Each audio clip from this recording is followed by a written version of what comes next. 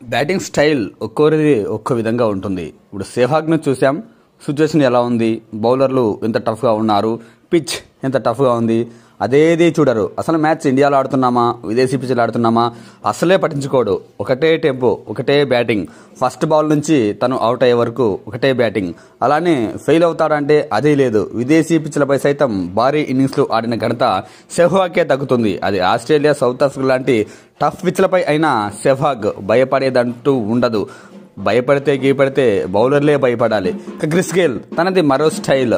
తను ఫస్ట్ 4 కానీ 6 కానీ కొట్టే వరకు చాలా స్లోగా బ్యాటింగ్ చేస్తాడు. నేను చెప్పాలంటే కాస్త భయపడుతూ బ్యాటింగ్ చేస్తాడు అనేలా కనిపిస్తుంది.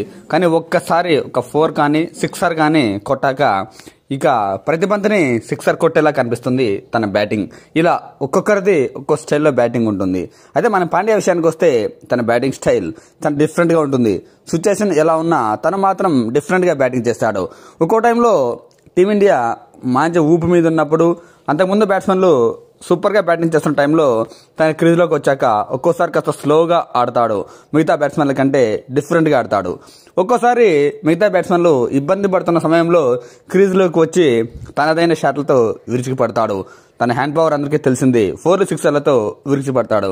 తను చాలా డిఫరెంట్గా బ్యాటింగ్ చేస్తూ ఉంటాడు. నిన్న సౌత్ ఆఫ్రికాతో జరిగిన ఫస్ట్ T20లో కూడా అలాగే బ్యాటింగ్ చేశాడు. తన క్రీజ్లోకి వచ్చే సమయానికి ఆల్మోస్ట్ 11.4 ఓవర్లలో టీమిండియా 77 పరుగులకే 4 కీలక వికెట్లు కోల్పోయింది.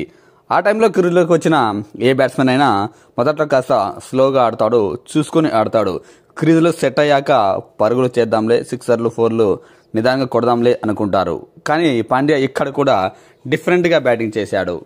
వచ్చి రావడంతోనే కేశవ్ మహారాజ్ బౌలింగ్లో ఒకే ఓవర్లో 2 సిక్సర్లతో విరుచుకుపడ్డాడు. ఆ తర్వాత కూడా అదే బ్యాటింగ్ కొనసాగించాడు. నిజానికి పిచ్ కూడా బంతి బాగా స్వింగ్ అయింది, బౌలర్లకు అనుకూలించింది. పరుగులు చేయడానికి అంతకుముందు బ్యాట్స్మెన్లు కాస్త కష్టపడ్డారు.